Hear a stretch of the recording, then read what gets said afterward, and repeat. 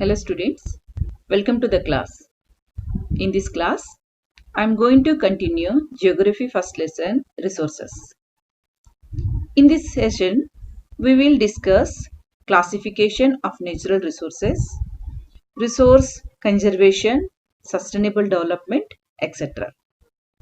Before starting today's topics, just recall the previous class. In the previous class, we discussed classification of resources into natural resources, human-made resources, and human resources.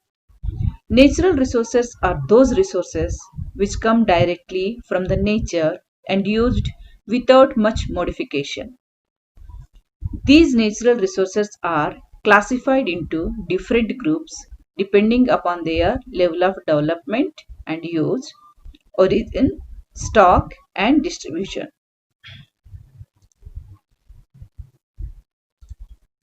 Now, we will discuss one by one on the basis of their development and use. Natural resources can be classified into two groups, actual resources and potential resources. Actual resources are those resources whose quantity is known. These resources are being used in the present. The rich deposits of coal in Germany, petroleum in West Asia, and the dark soils of Deccan Plateau in Maharashtra are some examples of actual resources. Potential resources are those resources whose entire quantity may not be known, and these are not being used at present. These resources could be used in future. The uranium found in Ladakh is an example of potential resource. The level of technology we have at present may not be advanced enough to easily utilize these resources. High-speed winds were a potential resource 200 years ago, but today they are an actual resource. On the basis of their origin, resource can be classified into biotic resource and abiotic resource. Biotic resources are living components of an ecosystem. For example, plants and animals. Abiotic resources are non-living, chemical and physical components of the ecosystem. For example, soils, rocks, and minerals. On the basis of stock, natural resources can be classified into renewable resource and non-renewable resources.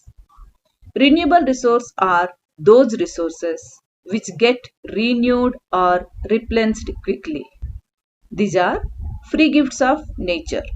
Some of these are unlimited and are not affected by human activities. For example, solar and wind energy, water, soil, etc. Yet, careless use of water, soil, and forest can affect their stock. Water seems to be an unlimited renewable resource, but shortage and drying up of natural water sources is a major problem in many parts of the world today. Non-renewable resources are those resources which have a limited stock. They cannot regenerate that quickly. Once the stocks are exhausted, it may take thousands of years to be renewed or replenished.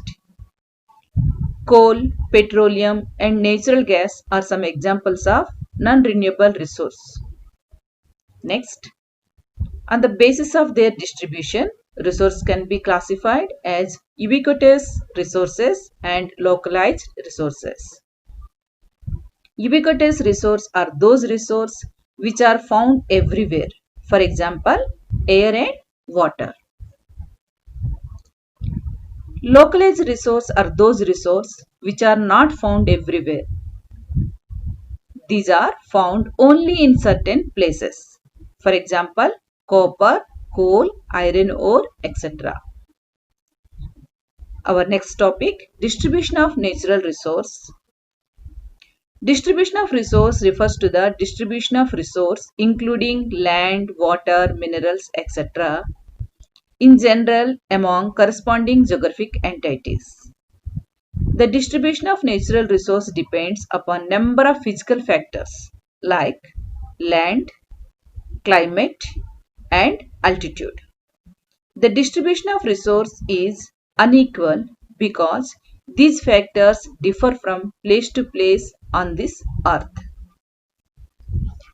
Our next topic, conserving resources. Resources conservation means using the available resource carefully and giving them time to get renewed. It is planned and careful use of natural resources so that this resource can be used for a long period of time.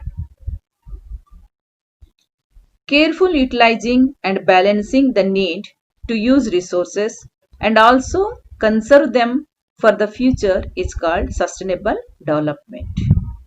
There are many ways to conserve resources. Each person can contribute by reducing consumption, reusing the things and recycling of unwanted and waste products like metal cans, old cell phones, plastic bottles, etc. Ultimately, it makes a difference because all our lives are linked. So, some duties of human civilization to maintain and preserve the life system of our environment are: ensure that all uses of renewable resource are sustainable, ensure that the diversity of life on the earth is conserved, and ensure that the damage to natural environmental system is minimized. With this, the first lesson of the geography resource completed. Students, after watching this video, read the lesson resources and answer the following questions. First one, differentiate between actual resources and potential resources. For this answer, make 2 columns and at least write the 3 differences. Second one, name the physical factors on which the distribution of natural resource depend upon and why the distribution of resource is unequal on the earth's surface. For this answer, first write all the physical factors on which the distribution of natural resource depend. Then write the next part of the answer why the distribution of resource is unequal on the earth. Third question, explain the classification of natural resources. For this answer, first you have to make the chart like this on the left side of the notebook. After that, describe the classification on the basis of development and use, origin, stock, and distribution separately with side headings. Thank you.